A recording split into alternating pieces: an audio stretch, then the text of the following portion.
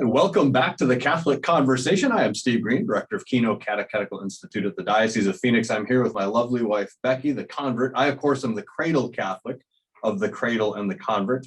And we're thrilled to be welcoming back to the program Dr. Christopher Kaczor. Dr. Kaczor is Professor of Philosophy at Loyola Marymount University in California. He's the author of a number of great books, one of which we have discussed with him previously. But today we're going to talk about his new book, which is co-authored with Matthew Petrusik, also a professor at Loyola Marymount. It's entitled Jordan Peterson, God and Christianity, the Search for a Meaningful Life. So, Dr. Kaczor, welcome back to the Catholic Conversation. Thank you very much. It's great to talk with you again. So, I'm going to begin with the obvious question because it's just the obvious question to begin with. I think a lot of our listeners will be familiar with the Jordan Peterson. Well, I was going to say the Jordan Peterson phenomenon. I should probably begin with the fact that he's a person, not just a phenomenon. Yeah, that's true. Are familiar with Jordan Peterson. And of course, around Jordan Peterson has been this kind of phenomenon of a real deep, and I think for a lot of people, an impactful cultural conversation, a look at some deep issues, some deep themes, some deep questions.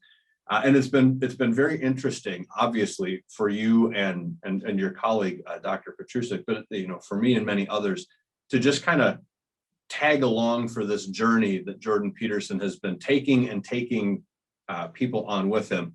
And of course, the interesting thing is that although he's not a professing member of any religion specifically, he has a very high regard for religion and Judeo-Christianity in particular.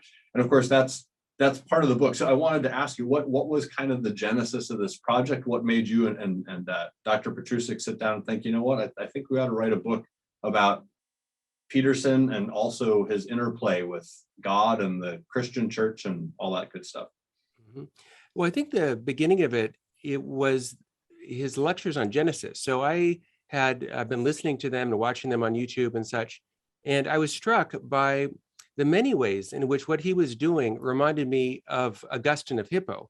Mm-hmm. And I thought, this is really weird. We have a secular Canadian soft-spoken psychologist who's going over the stories in Genesis. And again, I kept on thinking, well, this reminds me of something I've read in Augustine, or this is something I read in Origen, or something I read in Aquinas. And there was this real overlap. And yet Peterson wasn't explicitly citing these authorities. He wasn't saying, as Augustine says, blah, blah, blah, but rather he was rediscovering the method of interpretation that these great thinkers in the Christian tradition had used centuries and centuries before. And I thought that was really extremely interesting. So I was talking with my friend Matt Petrusik, and I think it's the case that I sort of pointed him to these lectures, and he started listening to them too. And so kind of the more lectures I listened to, and the more, when his book came out, 12 Rules for Life, I read that. And so I started writing a little bit about it and kind of putting his own interpretations of scripture in dialogue with the Catholic tradition and showing the ways in which there's a real substantial overlap, but also some ways in which Peterson's own ideas find their fulfillment in the Catholic tradition. So it sort of was both highlighting the similarities, but also suggesting in a way that the logical development of this way of thinking leads towards the fullness of the Catholic faith. And so eventually, Matt and I put together our reflections in this book. And, my part of the book focuses on Peterson's interpretation of the Bible. And then Matt's part focuses primarily on 12 Rules for Life. And then in the appendix of the book, what we do is we look at his most recent book called Beyond Order, 12 More Rules for Life. And again, in that book, I find, a similar kind of overlap with the Catholic tradition, and then also ways in which his own thought, Peterson's own thought, could be brought to a kind of culmination in the Catholic faith. So that's sort of where we came from. And I have to say that it was really a delight to work on this book with Matt. He's a really great guy.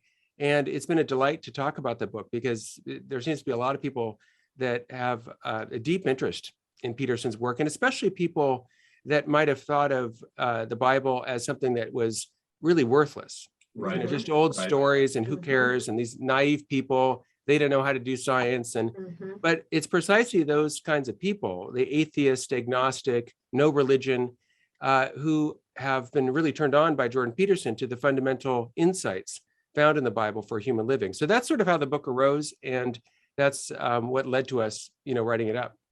I look at Peterson and I sort of see him as kind of like he's standing there bringing the airplane in of all of these folks to the final terminal where and he's just standing out there kind of bringing them, almost unbeknownst to themselves, that there's this demographic of young people, specifically men, who have been very attracted to his messaging and to what he brings to the table, and in many ways calling them up, much as how our faith actually does call up men to heroic virtue. And I remember as a convert, there was often a little bit of, before I became Catholic, there was a little bit of guard up against somebody who was actually Catholic trying to present to me themes, versus if it was delivered to me through someone else who may not say they subscribe, but those same themes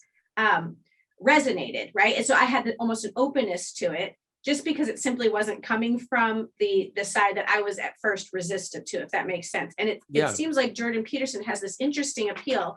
He's not attempting to try to get people to religion. That's not his effort, but he has this amazing ability, because he's so articulate, because he is so knowledgeable, but he has such a grounding, it seems like, in this pursuit of truth. I mean, that's my perception of him, just in the little bit that I know of him, and something resonates with whatever he is delivering to a demographic that I think is longing for the ultimate authentic truth, this fulfillment in the Christian life. And I wonder if in doing some of this work with this and having learned about him a little bit more, what your thoughts are on why he has that kind of appeal, and what that then suggests to this potential influx of atheists who may not have ever really given the Bible a second thought, who may never have given the church a second thought, but through this particular conduit, who himself is not there yet. I think we're all praying that he eventually lands in the Catholic Church, but in the meantime, he's serving as sort of this channel through which I think some of these devotees may actually land ultimately in the Catholic faith. What do you think is the dynamic there? Yeah, I think you're completely right, that not only is it potentially the case that some of these people may become Catholic, it's actually the case. I mean, if you go on YouTube and look at the contents or the comments, there are, I don't know, innumerable people who say, oh, I was an atheist and now I'm in RCIA. I was, fallen away Catholic, and now I'm back to going to mass every week. And I mean, there are tons and tons and tons and tons of people like that. And I think part of the reason that he's had such an effect is really one of his basic principles, you might say, one of his basic rules, which is tell the truth. Yeah. And, or at least don't lie. And I think, he does, as far as I can tell, seek to say what he thinks is true. And that is, I think, very refreshing in an age where so many people are spin doctors and, whatever my party says is always right, even if it's something different from what my party said last week. And Sure. I mean, there's so many people that seem to, be more keen on rhetoric and more keen on pleasing whatever demographic. And he seems more keen on saying what he thinks is true. And he seems willing to face intense criticism and, intense consequences for standing up for what he thinks is true. So part of his draw, I think, is that I think people are really drawn to people that they believe are authentic, people who are people of integrity, where what they say actually matches what they think. And when I watch him speak, I sense that. And I think that is part of the power of his work, is that if you watch him speak, it seems very authentic. It seems like he's really thinking about these things. He's really saying what he thinks is true. And again, I think that's incredibly attractive. If you contrast it with a PR person for, a politician or whatever, and they're always spinning, they're always, and he's in a way the opposite of that. Yeah. And, I think I like that. And I think a lot of people like that, because it is very refreshing to have someone courageously say what they think is true and move forward in the trust that if I speak the truth and I try to live in accordance with the truth, that in the end, this is the best way to move forward. Absolutely. Yeah. And there's a humility that comes through that as well in him, I think, and just hearing him speak. He's extremely intelligent, but as he's almost formulating his thoughts and delivering them, and it seems like he's even processing them as he's speaking. And it's almost like there's a sense of like, if I come to a different conclusion as I'm thinking through this, I'll probably say that and tell you, I think I was just wrong what I said. Wait a minute, I've come to a different conclusion because I've thought through this. He just, there's a humility there that I think is also attractive. Yeah, that's a great point. And I think that kind of humility really is the basis for learning, right? In other words, I mean, if I'm going to learn something new, well, if it's new, I don't already know it. Yeah. Right. And if I don't already know it, well, I better be open, at least in principle, to, becoming aware of this. Sure. And so I find in Peterson, a mind that is very open and is willing to say, okay, well, I thought this and I thought it through. Now I think maybe that. And that's really admirable. And that's really part, I think, of very compatible with the Catholic idea of God as truth. And God is, of course, infinite.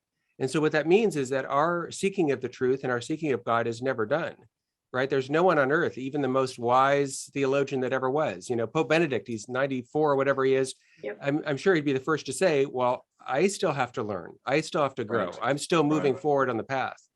Because, at least for Catholics, you're never done. You're not like, oh, now I know everything. That's right. I'm totally virtuous. Again, the greatest saint on earth would be the first to say, I don't know everything. I'm still growing. I'm trying to correspond to God. And because God is infinite, the room for growth is literally infinite. So I think Peterson embodies that kind of movement towards the true and the good and the beautiful. Yeah. Yeah. We're talking to Dr. Christopher Kaser. He is co-author with Dr. Matthew Petrusik of Jordan Peterson, God and Christianity, The Search for a Meaningful Life. I wanted to ask, so you had alluded to earlier, and this is one of the things I thought was really helpful in the book. As you were watching, and of course you're coming at this as a Catholic academic, so you're watching Peterson, you're listening, you're reading his stuff, and it just, like you said, it occurred to you like, gosh, a lot of what he says maps onto fairly cleanly, not perfectly, of course, but maps onto fairly cleanly the ancient Catholic traditions of biblical interpretation. A lot of these themes are very similar. A lot of the perspective is very similar. And then thinking too, and given that fact, in a sense, the culmination of Peterson's thought and approach, and God only knows in his providence if this is where it'll ultimately take him, but really the culmination of what he's looking at and how he's thinking these things through and what he's perceiving and bringing to the fore out of the scriptures culminates in the Catholic tradition of biblical interpretation or understanding of what scripture is. And not only that, because in this, neither the Catholic tradition nor Peterson is just doing biblical interpretation. They're pushing through biblical interpretation to deeper themes about the structure of reality itself and the nature of reality, of God and of the human person, of all that. So in just kind of having been following this and working on it, and of course, like I said, it comes out really beautifully in the book. What are some of those central themes, the deeper themes in Peterson that a Catholic could really benefit from, that a Catholic could use as a good starting point to also be brought up into the fullness of the church's tradition on these deeper themes? And how do you think that could be helpful to a Catholic who maybe does not himself or herself have a deep relationship with scripture yet, but is maybe thinking, I should probably read the Bible, but it's so daunting, or I don't really understand what it's trying to say. Anyways, throw that one at you. Go. Yeah. So, let's think about one story just to start with, the story of Cain and Abel. So the story of Cain and Abel is about two brothers, and one brother offers a sacrifice to God and God accepts it. The other brother offers a sacrifice to God and God does not accept it. And so the jealous brother Cain ends up murdering the brother whose sacrifice was accepted, Abel, and he ends up killing him. And so you have the first murder in scripture. So the story is very short, right? It's only, I think it's 20 lines or something. and you might say, well, what does that have to do with me, right? I don't have a brother, maybe, or whatever. I mean, it seems like a very far-fetched story that's very distant from human life. But I think Peterson correctly points out that this story is actually universal in its application. So what is this idea of brother being jealous of brother? Well, that's just a way of talking about the universal human experience of envy. Right. Anytime two people are together, there's going to be some way in which, you're better than me, I'm better than you, right? Maybe you say, well, you're richer than I am, or you're better looking than I am, or you're stronger than I am, or your husband or wife is more beautiful than my husband or wife, or whatever. I mean, anytime two people get together, there's going to be comparison on multiple levels. And so I don't think you can be human without playing the comparison game, at least to some degree. So that's normal to look at other people and say, okay, how do I measure up? But what Peterson's pointing out is we can have different reactions to that. So one reaction is to be filled with envy and jealousy, and ultimately filled with anger towards this person. Well, this person has more than I do. They're better than me in X respect, whatever X is. And therefore, I'm going to hate this person. I'm going to murder this person, if only in my heart. And so this is a kind of universal human experience that the story is talking about. And if we read the story carefully, we see that actually not only was Cain jealous of Abel, but prior to that, Abel was jealous of Cain. So the firstborn son was the one in the ancient world who had all the glory, as it were, right? The firstborn son inherits everything, and he's the sort of privileged person, a little bit like a British monarchy, right? It's that they just changed the rules just a couple of weeks ago, but previously it was always the firstborn son was the one who would be the future king. And so, the firstborn son, had the privileged place, and Abel was not the firstborn son. And yet somehow Abel, rather than getting jealous and trying to murder his brother, he overcame that, right? He used this differential as a way of inspiring himself to become better. So whenever we compare ourselves to someone else, we face this sort of fundamental option. Are we going to be like Cain, or are we going to be like Abel? Right? Are we filled with envy and jealousy and anger at this person and try to drag him down? Or maybe if we look at someone, could we become inspired? Right? So like, for instance, Jordan Peterson, he is an unbelievably good lecturer. And when I saw how well he does in doing this, I was inspired. I thought, God, I want to try to be a little bit more like that. I want to really entice my students and really make my classroom completely amazing. So for me, at least, I mean, he is better than me. He'll always be better than me, but I hope I can take inspiration from that and say, okay, well, maybe I can raise my game a little bit. Maybe I can be a better professor. So I think that he would be the first to say, well, that's a better attitude than saying, oh, that Peterson, I'm going to drag him down. And right. I don't think that's really helpful to anybody. Yeah. It just, on a tangent, a little bit of that, it gave me pause to think as you were speaking of just the Cain and Abel story, and this connection always of the human being to God, and sin being that wedge that's always driving us farther from him. And this initial first murder is, in many ways, if you think about the fact that it's out of envy and out of an initial comparison that then forces, rather than inspiration and rising up, but a jealousy and envy, I need to hate someone who I perceive as having something that I don't have. And God ultimately is the ultimate of having what we don't have, and often in our weakest moments seeks that power, that pride, that sense of control over things. Every time we try to take control out of God's hands, it's the sin. And so it's like that reaction toward our human brothers and sisters is in fact a very small way of doing that to God, the creator, of, seeking that control, seeking that ultimate power, being jealous of the fact that there is this creator that has all this power over us that we don't have. And all of that tying back to just the way that Jordan Peterson thinks, and we're going to be hitting up a break here in a little bit, so maybe we can unpack this a little bit more on the other side. The way that he thinks, he's still hovering at a place that hasn't brought him to a full, complete belief in God, is my understanding. Do you know if he has a agnostic viewpoint on that? Does he think there's something, or I'd be interested for you to kind of like break down a little bit the analysis of how he can appreciate and have a real sense of pulling out truth out of the Bible in many ways, far more in depth than often the average Catholic could.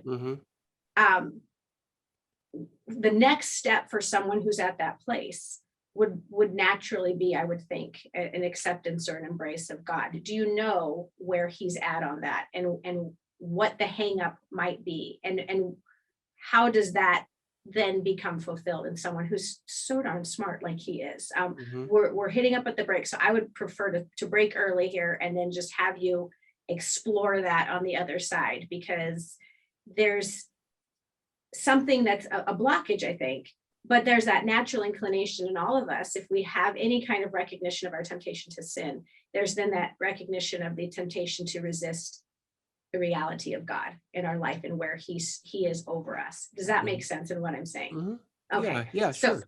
So when we come back after that long-winded intro to just sort of lead up, I'd love for you, Dr. Christopher Kaczor, our guest, to pick that whole theme up on the other side of the break, talking about his book, Jordan Peterson, God and Christianity, The Search for a Meaningful Life. Don't go away, right here on The Catholic Conversation. And welcome back to The Catholic Conversation. I'm Becky Green, the convert to the faith, joined as always by my husband and co-host Steve Green, the Cradle Catholic, and we're talking with Dr. Christopher Kaczor.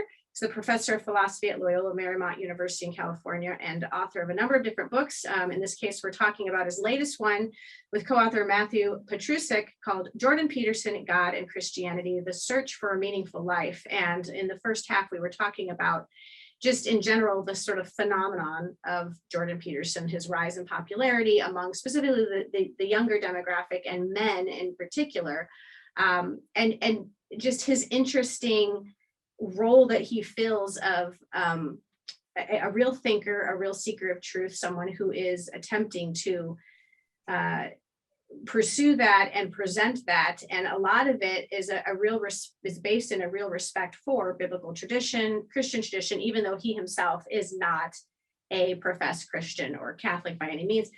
So I left off with this very long-winded question to Dr. Kaczor, who will, I know, just take it and be able to articulate, because I consider you, and I'm not jealous of you, Dr. Kaczor, someone who can present these concepts in a clear and concise way. That Jordan Peterson, being very intelligent and clearly a humble seeker of truth, is not yet at the point where he is willing to embrace this idea of the Christian God, even though he's appreciating and respecting the Bible itself and all the themes that run through it. He sees order and he sees reality and he sees so much of what I think is attractive to those who are listening and hearing him. What do you think then is the hang up or the next step, maybe, that he would need to be on, looking at the lens through which he is seeking out this truth and attempting to unpack and understand and articulate biblical tradition? So I talked to Jordan last week, and it's I pretty talked to clear Jordan from last what week. I like how you just throw that. I talked to him last week. Tell him we said hi. Okay. Yeah.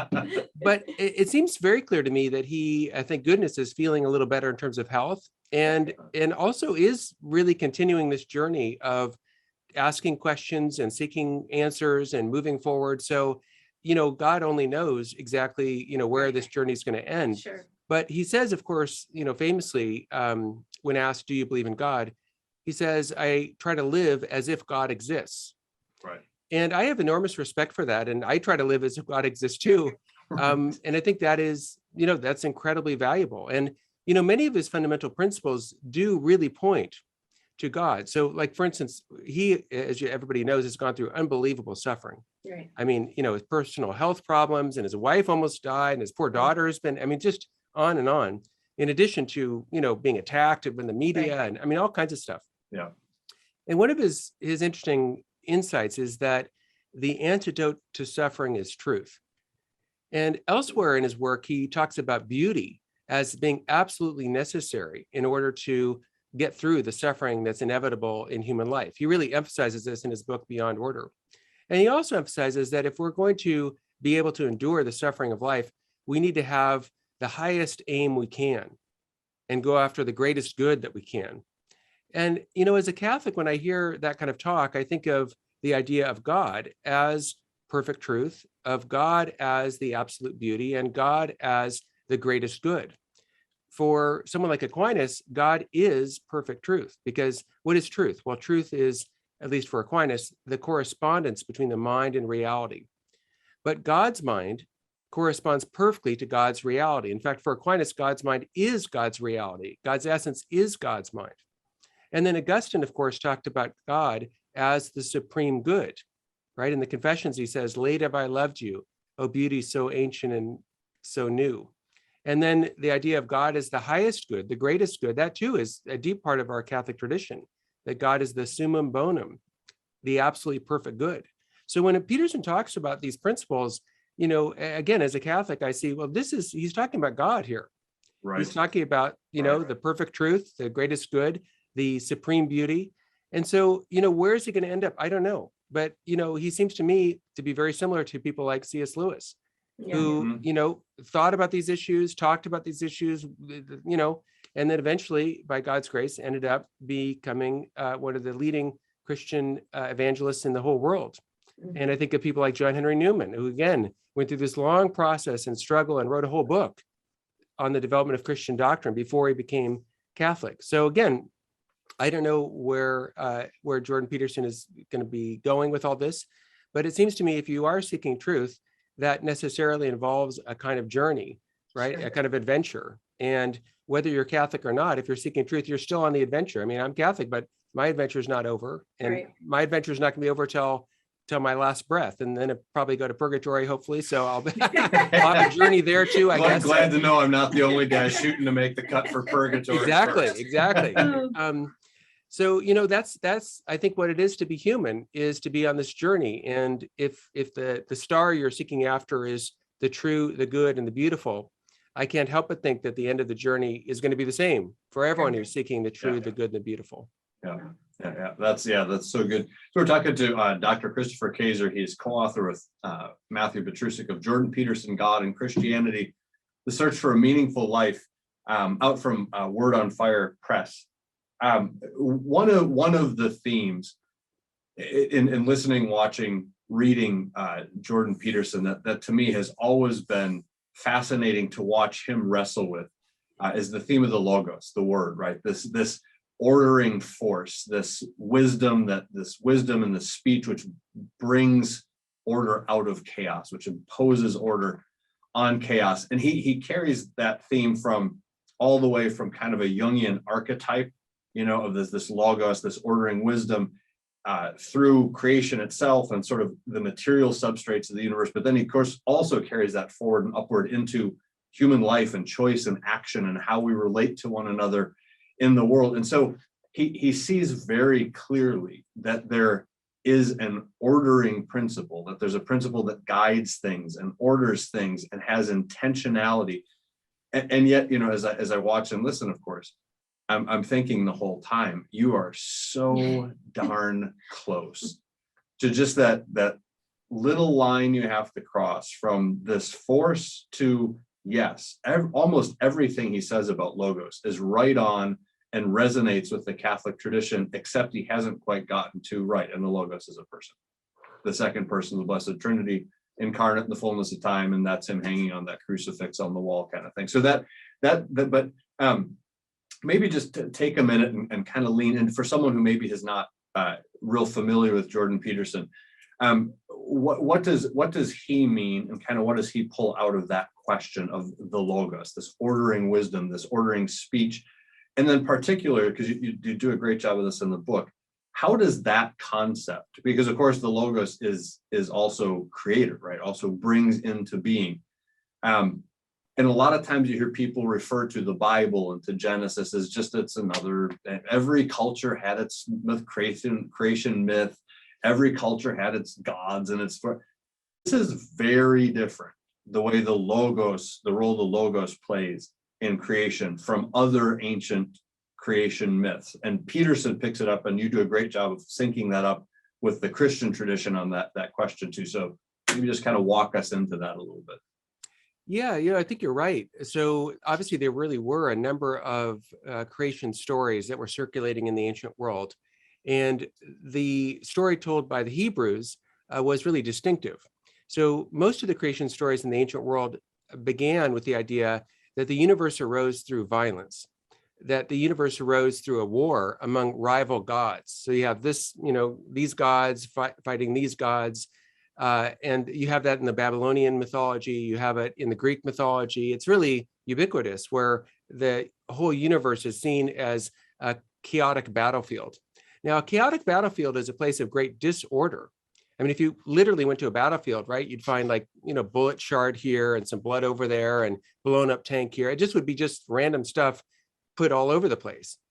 And the story of Genesis is providing a rival account to those stories. And it's saying that, in fact, the universe is orderly, right? So think of the famous line from Genesis. God said, "Let there be light," and there was light.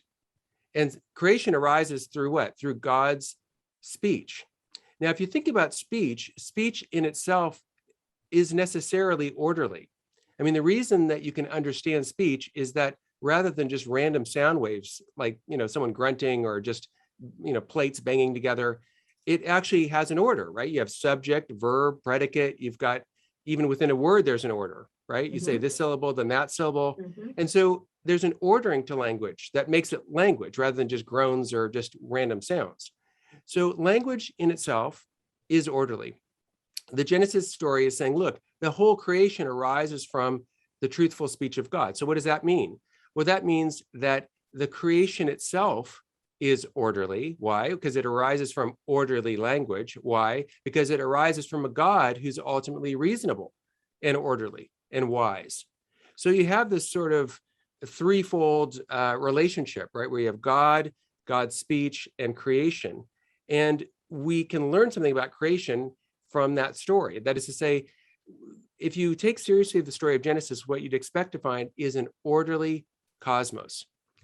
And that's exactly what we do find, not through Genesis, but through contemporary science. In other words, contemporary science doesn't get off the ground unless the scientists believe that you can investigate nature and it makes sense and there's an order to it. I mean, if you thought that nature was just random stuff happening, today you'd boil water and it would boil at one temperature. Tomorrow you boil water, it turns into a frog. The next day you boil water, it turns into ice. I mean, you wouldn't be able to do scientific experiments because they'd just be random stuff happening. Sure. But in fact, we know, right, from science that nature is orderly. So Genesis is not science, but the belief of Genesis in an orderly nature does, centuries later, give rise to science. In a similar way, the belief of Genesis that all human beings are ultimately brothers and sisters in one human family, the idea that we're all descendants of Adam, is another way of saying everyone on planet Earth, all human beings, are ultimately brothers and sisters in one common human family. And that belief, again, centuries later, gives rise to the idea of human rights. The idea that just because you're human, you deserve respect.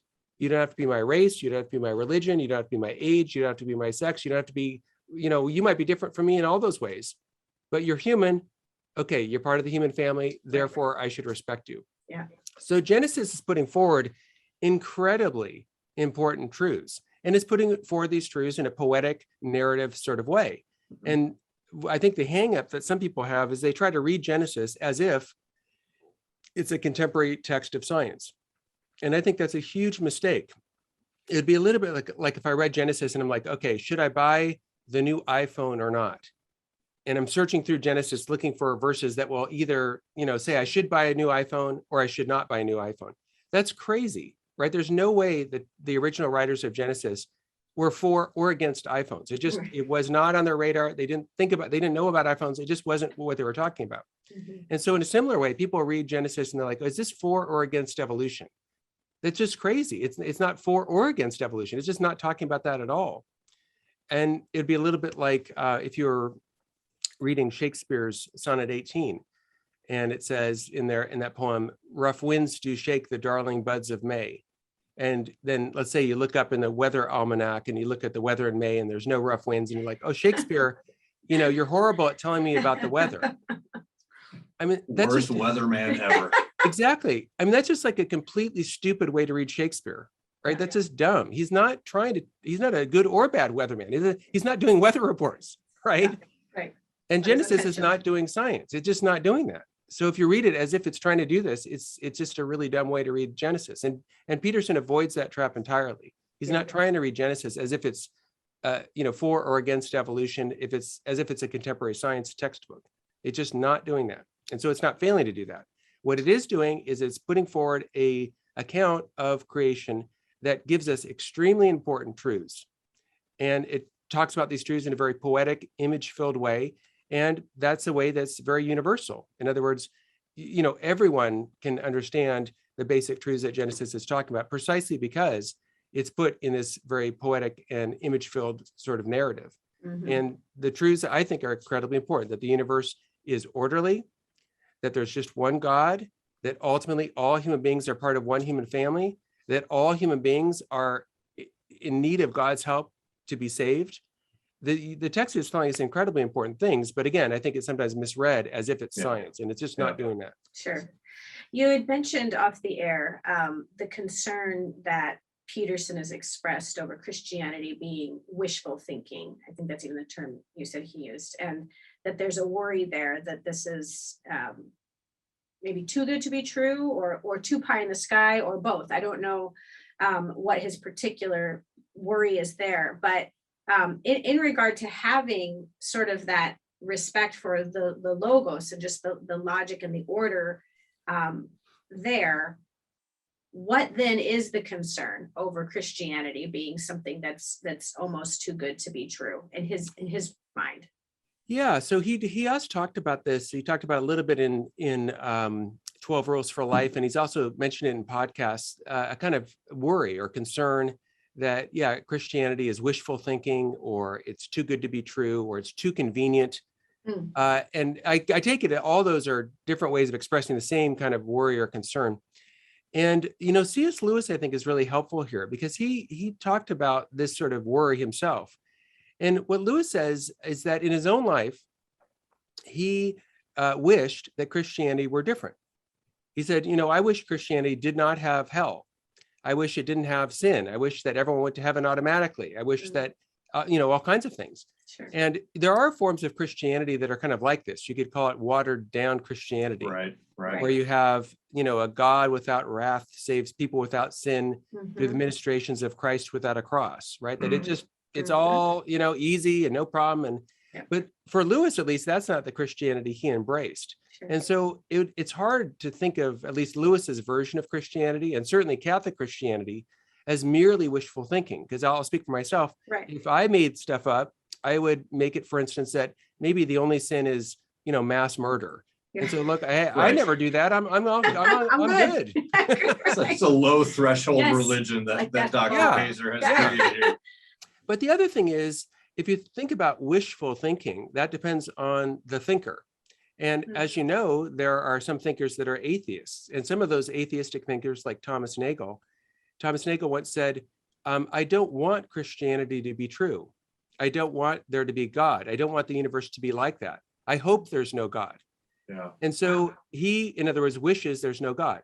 But we couldn't conclude from that since, Thomas Nagel wishes there's no God or hopes there's no God, that therefore God does exist. Yeah. Right? I mean, that's obviously fallacious thinking. Right. And Lewis, again, is helpful here. He talks about the people who think about God as a kind of life force. And God is sort of like you can tap into God and kind of use God, like the Force in Star Wars or something. Right. And God is not personal. God doesn't make demands on you. You just sort of use God, again, like the Force in Star Wars, to kind of do your bidding. And Lewis says of that, a lot of people are very comfortable with that, and they wish for that, and they hope for that. But again, you couldn't say, well, people are hoping for a God that's like the life force. And therefore, since they're hoping for that and wish for that, therefore we know, well, the God of the Bible therefore must exist, a God who's personal and has judgments. So the basic idea is, you can put this in a more logically formal way. The basic idea of wishful thinking is an example of the genetic fallacy. So the genetic fallacy is the fallacy that the origin of a belief, say wishes, determines the truth or falsity of that belief. And that's a fallacy. The origin of a belief does not determine the truth or the falsity of a belief. So if we turn to science, the origin of the belief that penicillin is useful arose how? It rose through a total accident. So Alexander Fleming didn't clean his labs properly over one weekend and came back and discovered penicillin. And so the origin of that belief was just this freak accident, regardless of people's wishes, right? Either the facts or the facts. In other words, regardless of what I hope for or wish for, either God really exists or God doesn't. Regardless of what atheists wish for and hope for, either God really exists or he doesn't. Regardless of, and say the same thing's true of the resurrection, right? I mean, obviously I'm Christian, so I hope the resurrection happened, but Jewish people, Muslim people, atheists would be all wrong if the resurrection happened. So they presumably hope the resurrection didn't happen. Right. So you have wishes and hopes on both sides. So the wishes and hopes don't determine the truth or falsity of, whether Jesus rose from the dead. Mhm. Yeah. So I think that Peterson's really helpful in raising this objection, because I think it's shared by others that, Christianity is wishful thinking, but I think it's an objection that if we are aware of the genetic fallacy, it's an objection that we don't really need to worry defeats Christianity. Right. Yeah. We're talking to Dr. Christopher Kaiser about the new book that he co-authored with Matthew Petrusik, Jordan Peterson, God and Christianity, the search for a meaningful life. Unfortunately, we are heading down towards the end of our time, as tends to happen as the world keeps We have rotating 5 minutes. going around the have sun. 5 But I want, there's several questions I want to throw out. But you mentioned that you've actually had conversations with Jordan Peterson. I was going to ask you in this sort of an abstract academic sense, but since you're actually in conversation with him, if you were ever in one of those conversations to say, hey, Christopher, if I asked you, what case would you make to me to go ahead and take the plunge, to come on over and come over to the other side? And, as I'm sure you're aware, he's been asked this question by other people, and he stops. He says, man, to make that commitment, like to say, I believe in God and I believe in Christianity, like what that would demand of you. He said, and he's being very honest, I think, and again, very humble. I don't know if I could make that commits you to a whole life and a moral code and such a high standard, which he admired, but says, I just don't know if I could meet that standard. So if in some future conversation he says, all right, go ahead, make your case. Why do you think I should just do it? Just head down to the local parish and get Commit the myself. RCIA coordinator's card and probably Yeah. scare the living daylights out of him when he walks in the room, like, oh my goodness, I have to catechize Jordan Peterson. Well, I mean, I think the reason to be Catholic at the end of the day is that it is true. Yeah. That God, there really is a God, and Jesus really is the fullness of God's revelation. And so part of what, as I mentioned before, I so admire his idea that I try to live as if God exists. Mm-hmm. I mean, I think that's absolutely terrific.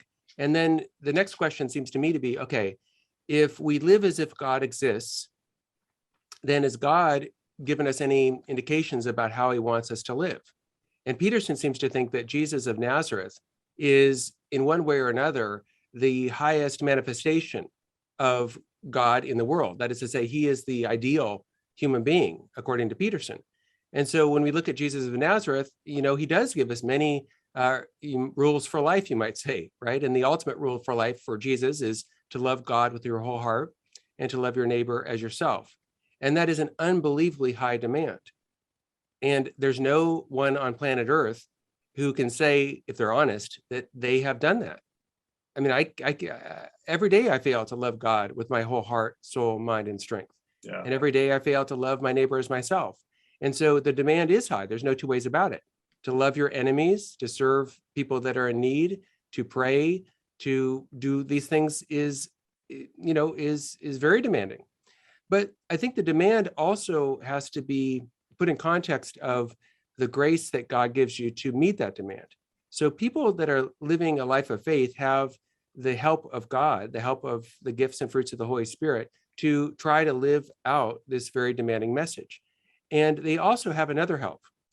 While it's true that the demand is very high, it's also true that the mercy is even higher. That is to say that God knows our human weakness. And for that reason, God has provided a remedy for when people fail to live out their Christian call, when they fail to live life as a son or a daughter of God. And that's why, for me, being Catholic is such a great grace, because when I feel guilty, when I feel that, and I know that I've done things that I shouldn't, I don't have to just sit with that and say, oh, well, okay, here I am. I'm horrible. I can unburden myself and let go of that guilt. And we have this great Right. sacrament of confession. And every single Saturday, and more often, whenever it works out with the priest, but usually it's Saturday, you can go in there and you can take out the trash and you can start again. So I think I admire his recognition that there is a high demand, that in the Catholic view, God wants us all to be saints. And that's tough. If you look at the lives of the saints, they suffered and they had a hard life. But at the end of the day, the reason they're saints is that they were filled with love. Mhm. And at the end of the day, I think Peterson himself recognizes that love really is the ultimate antidote to suffering. Loving God, loving other people, loving ourselves. At the end of the day, there's going to be suffering one way or the other, but the suffering is made bearable, I think, if the love is great. And that's what Catholicism's all about. It's about trying to love God, trying to love neighbor, and trying to open yourself and accept God's own love. And that's what grace is. And so, if Jordan Peterson ever asked me about that, I think I'd encourage him to trust in a God who is perfect love, and to listen to God and to try to discern as best as possible what God wants him to do. And that's what I think everybody should do. Yeah. Our guest is Dr. Christopher Kaiser, talking about Jordan Peterson, God and Christianity, the search for a meaningful life. Final words regarding just what you've personally learned from this experience of getting to know Jordan Peterson, obviously writing on him and learning about his whole take on Genesis and life itself. Yeah, I really have learned a lot from Jordan Peterson. I don't think there's any two ways about it. And one of the things I really like is the way in which I think of him in a certain way like Aquinas. So Aquinas in the 13th century was a great synthesizer. He brought together Aristotelian philosophy, Stoic philosophy, Hebrew learning, Muslim learning. He brought it all together in this sort of symphony. And in his own way, Jordan Peterson's doing that too. He's bringing in Jungian psychology, evolutionary theory, Russian novels, totalitarian history. He's bringing all this together in this very interesting perspective. And, I think there's something really admirable and something very interesting about that. So, I hope and pray that his health is able to, allow him to continue to do this great work and to be with his family and to enjoy life. And I'm very optimistic and hopeful that anyone really who seeks after what is true and who tries to do what is good and tries to love what is beautiful, I think at the end of the day, that person's heading hopefully the same place we're all heading, towards the perfect truth, the perfect goodness, and the perfect beauty of God. Yeah. Amen. Amen. Love it. All right. So quickly as we go out, where can people find you and where can they find the book? So the book can be found at where books are sold, and Word on Fire maybe is the easiest place to get it because they get the books before all the other booksellers do. So if people go to wordonfire.com and then just put in, Peterson, it should pop up there. And then for me, I'm on Twitter. My handle is Professor_Kaiser. So people can look me up there. I'm on Facebook too. So that's where people can find me. Usually I'm in Los Angeles if they want to personally find me, but drop by and say hello. Oh, well, Great. thank you so much, Dr. Christopher Kaiser. We really appreciate you and all your good work and hope to have you back again at a future date. Wonderful. Thank you very much. For the rest of you, stay right where you are because we will be right back here on the Catholic Conversation.